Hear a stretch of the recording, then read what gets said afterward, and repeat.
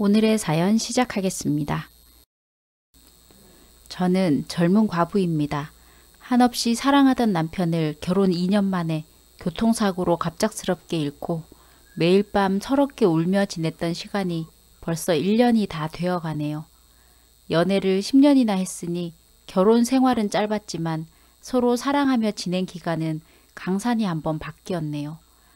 시댁에서는 애도 없으니 제가 해서 네 삶을 찾아가라 하시는데 저는 아직도 눈만 감으면 나에게 웃어주던 남편의 얼굴이 생각나 그럴 수 없다 하였습니다. 시부모님도 저를 친딸처럼 잘 돌봐주시기도 하고 거의 10년을 보고 살았던 사이라 이젠 제 부모님 같이 느껴지기도 합니다.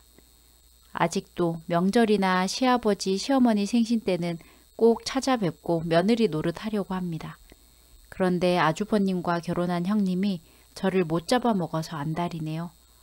오리지널 시댁 식구들이 주는 시집살이는 없는데 말도 안 되게 형님이 주는 시집살이가 매웠습니다. 질투가 심하고 욕심이 많은 형님은 본인이 오기 전부터 제가 시댁 식구들한테 사랑받으며 지내는 게 눈에 가시였나 봐요. 형님과 아주버님은 연애 결혼이 아니라 노총각 노처녀 선봐서 조건 보고 괜찮다 싶어 그냥 결혼했는데 아주버님은 머리가 조금 벗어지고 배도 나온 전형적인 배불뚝이 아저씨예요. 아버님과 같이 농사 지으시면서 부모님 모시고 사는 순박한 분이신데 결혼 전부터 형님한테 꽉 잡혀 살고 계시죠. 형님이 보기에 시동생은 남편은 어리기도 하고 저하고 알콩달콩 지내다 명절 때만 와서 며칠 동안 예쁨만 받고 가니 배 아팠던 모양인지 남편이 죽고 제가 혼자가 되자 이젠 대놓고 노골적으로 저를 무시하며 어떻게 마음을 후벼 팔까 연구를 하는 모양입니다. 결혼 전에는 어머님이 집에 가서 먹으라며 전이며 떡, 과일 등 한보따리 싸주시면 어머니, 도련님하고 동서가 둘이 먹으면 얼마나 먹겠어요? 서로 맞벌이 하는데 집에서 밥 챙겨 먹을 시간이나 있겠어요? 가지고 가면 다 버리지는 않는지 몰라. 꼭 이렇게 저한테 싸주는 음식은 바로 쓰레기통으로 직행할 게 뻔한데 어머님이 안쓰럽다는 듯이 얘기했습니다. 저는 시어머니랑 입맛이 비슷해서 떡, 감, 찰밥 등 어머니가 드시는 것 맛있다고 하시는 게 제가 좋아하는 음식들이라 친정 엄마보다 오히려 시어머니 음식을 좋아했어요. 실제로 시댁 내려가면 어머니가 밭에서 배추하고 무 바로 뽑아와서 제가 찬물에 착착 씻어서 어머니에게 대령하면 어머니는 배추하고 무, 채 썰어서 마늘, 고춧가루, 갖은 양념으로 무쳐주시는데 그 양푼이에 밥 몇 주걱 넣고 고추장에 참기름 넣고 쓱쓱 비벼 먹으면 정말 산의 진미가 필요가 없습니다. 남편이 아직 살아있을 때는 그렇게 많이 먹고는 배부르다고 마당에 있는 툇마루에 누워 별을 보며 두런두런 이야기꽃을 나누었던 게 얼마인데 형님이 그 수많은 우리들의 역사를 되도 않는 억측으로 훼손하는 게 속상하기도 했습니다. 어머니와 제가 알고 지내온 세월이 얼마인데 형님 이간질에 넘어가실 시어머니도 아니고 시어머니는 형님이 옆에서 안 좋은 소리 해도 그냥 못 들은 척 하십니다. 그러곤 저한테 웃으시며 상하니까 가자마자 냉장고 놓고 한꺼번에 너무 많이 먹지 마라 하고 음식이며 농사 지은 것들 잔뜩 들어있는 가방을 내밀고는 현수야 무겁다 네가 차에 실어라 하며 남편을 부르셨죠. 남편은 이남 중 막내 아들입니다. 시부모님이 아주버님 낳고 애가 들어서지 않아 우리한테 다른 자식은 없나 보다 하고 그냥 포기하시고 지내다 늦게 찾아온 아들이라고 합니다. 막둥이인데 저랑도 나이 차이가 좀 많이 나는 편이라 시댁에서는 절 막내딸처럼 챙겨주셨어요. 그래서 결혼하기 전부터 시댁에 자주 가서 어울렸고 여행도 같이 가고 결혼은 안 했지만 며느리나 다름없이 지내고 있었어요. 아주버님은 남편과 12살 차이가 나는데 항상 남편 만나면 하시는 말씀은 내가 너 업어서 키웠다? 똥기저귀도 다 갈아줬는데 어느새 커서 장가까지 가고 다 컸네 하며 두 눈엔 애정이 듬뿍 담겨 있었습니다. 동생이 아니라 자식 같은 느낌이었어요.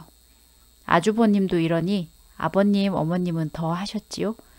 아직도 우리 아기라고 부르시며 집에 들를 때마다 맨발로 나와서 남편을 안아주고 얼굴 쓰다듬으며 밥은 잘 먹고 다니는지 아픈 데는 없는지 물어보셨어요. 공둥이 팡팡 두드리며 제일 먼저 하시는 말씀은 너 좋아하는 제육볶음 잔뜩 해놨다. 어서 들어가 먹자. 한참을 아들 손잡고 안고 하시고는 그제야 저한테 왔냐고 제 손을 잡고 집 안으로 잡아 끄셨죠. 그렇게 애지중지하던 막내 아들과 동생이 갑작스럽게 교통사고로 세상을 떠나고 시댁 식구들과 저 모두 한동안 충격으로 정상적인 생활이 힘들 정도였어요. 제가 시댁에 찾아가면 시부모님이 남편 생각나서 더 힘들어할 줄 알지만 그래도 가서 남편의 흔적을 찾고 싶고 보고 싶어 시댁에 가는 일이 많았어요. 남편이 잠든 곳이 시댁에서 농사 짓는 밭 중에 산 밑에 햇볕이 잘 드는 곳이라 찾아가서 남편한테 혼잣말로 왜 나를 두고 먼저 갔냐고 투덜거리기도 하고 보고 싶다고 돌아오라고 울기도 했습니다. 해가 지고 남편에게 또 오겠다는 인사를 하고 시댁으로 돌아오면 형님이 그때부터 은근슬쩍 주방에서 같이 저녁 차리는 거 돕는 저한테 제가 혼자가 되니 이제는 과부라는 걸 이용해서 새로운 방법으로 약을 올리십니다. 동서, 장어 구울 줄 알아? 저기 프라이팬에 맛있게 좀 구워봐. 노릇노릇하게 타지 않게 잘 구워. 우와 형님, 웬 장어예요? 맛있겠다. 어머님이 장에 갔다 초벌구이 한 거 몇 마리 사오셨네. 동서 왔다고 먹고 기운내라고 사오셨나 봐. 동서가 장어 먹어서 뭐 한다고. 동서는 조금만 먹어. 괜히 서러운 생각하지 말고 저녁 먹고 일찍 자. 할 일도 없잖아. 역시 우리 어머님 마음으로 다시 한번 감사하다 잘해야지 생각하고 있는데 다시 형님의 말이 이어졌습니다. 어머님 덕분에 나는 오늘 잠자긴 다 틀렸네. 저희가 얼마나 대단한지 장어도 저희 먹이는 게 아니라 내가 많이 좀 먹어야겠네. 내가 저희 따라가려면 힘들어서. 아, 네. 형님이 꺼내는 얘기는 항상 이런 식입니다. 아주버님이 정력이 좋아서 자기가 너무 힘들다느니 시부모님 보기 남사스러워 분가를 해야 마음 편하게 할 텐데 저한테 부러우라고 하는 얘기겠지만 저는 글쎄요. 하나도 부럽지도 않네요. 그저 궁금하지도 않은 얘기를 계속 들어야 한다는 게 더 곤욕이었어요.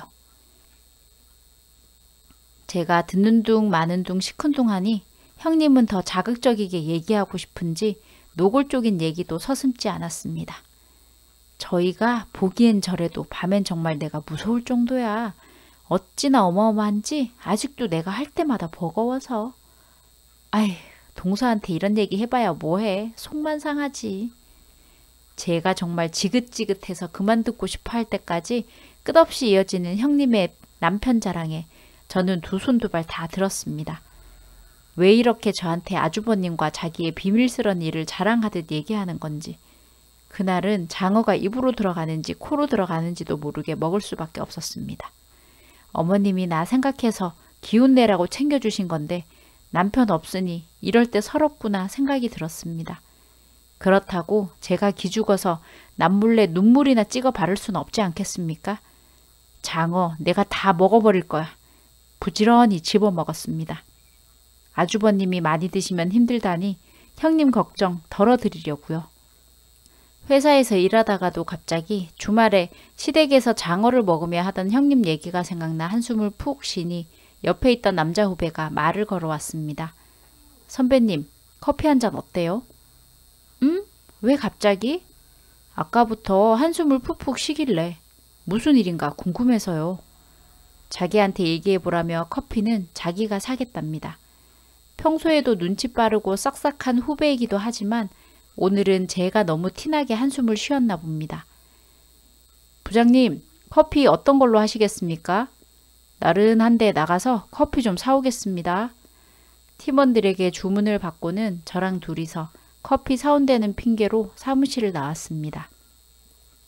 주문한 커피 나오길 기다리면서 멍하니 카페 테라스에 앉아서 지나가는 사람들 구경하고 있는데 후배가 궁금하다는 눈빛으로 얘기 좀 해보라며 보채길래 몇 번이나 네가 들을 얘기 아니라고 거절하자 선배, 원래 병이 있으면 주위에 다 알리라고 했어요.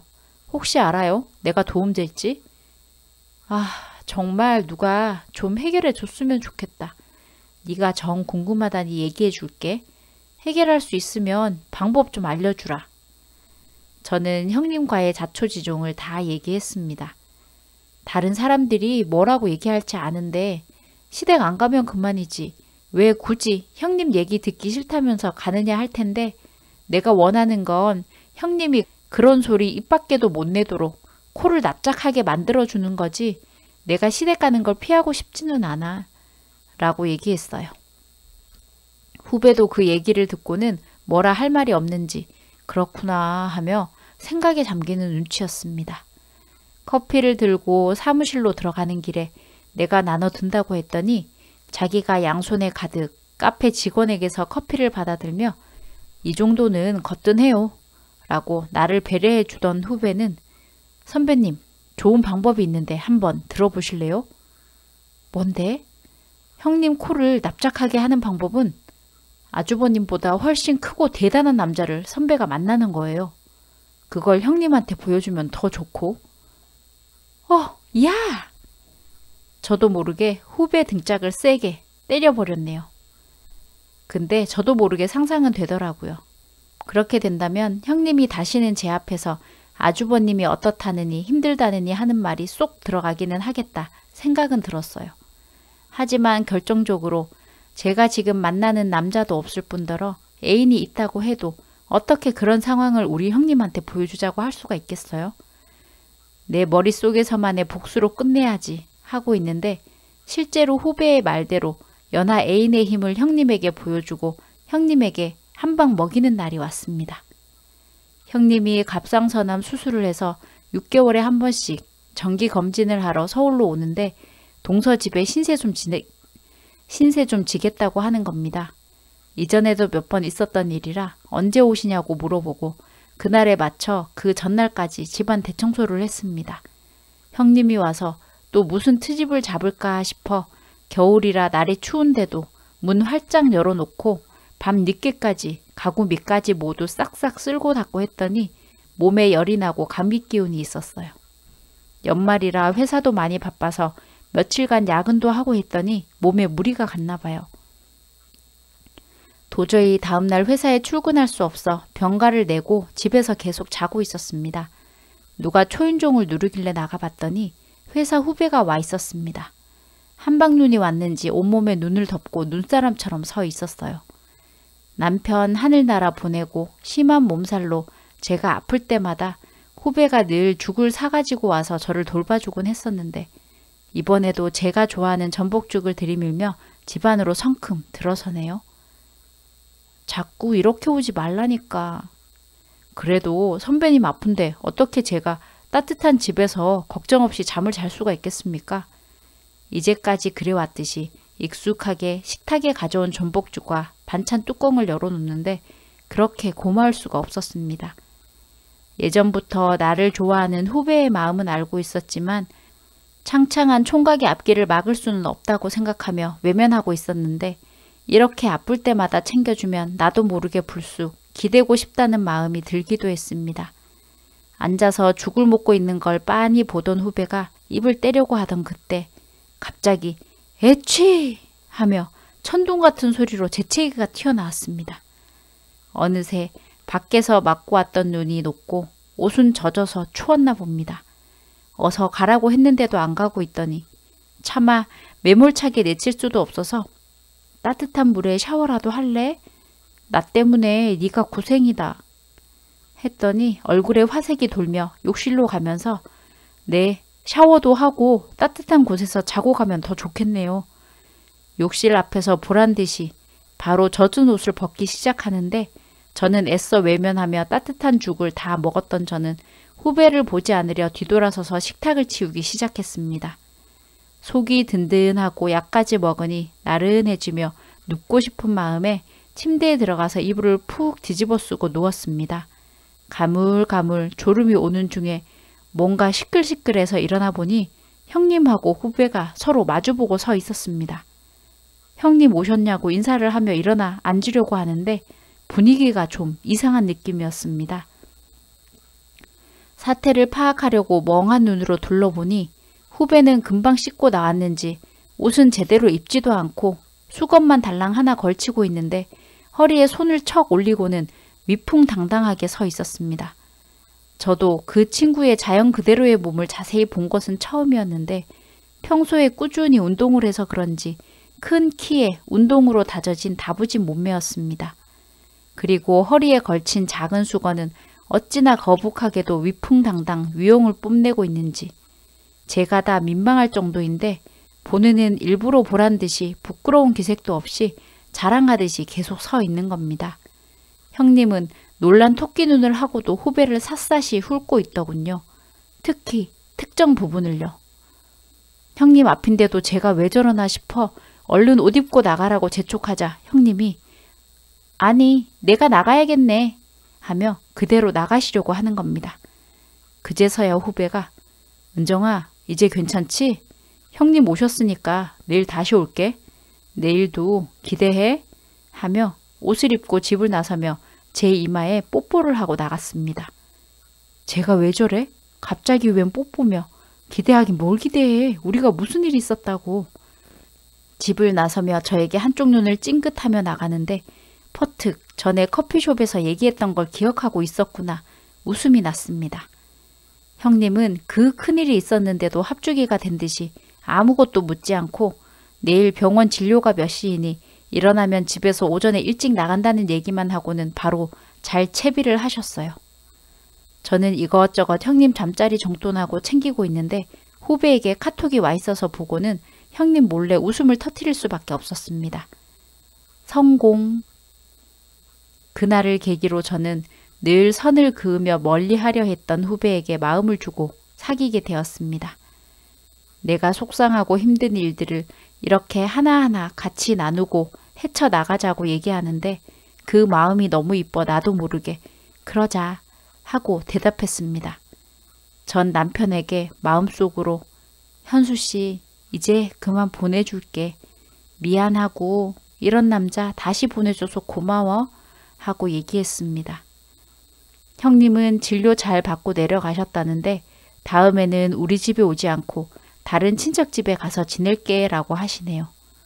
시어머니 시아버지에게 다시 연애 시작한다고 했더니 그래 잘 생각했다.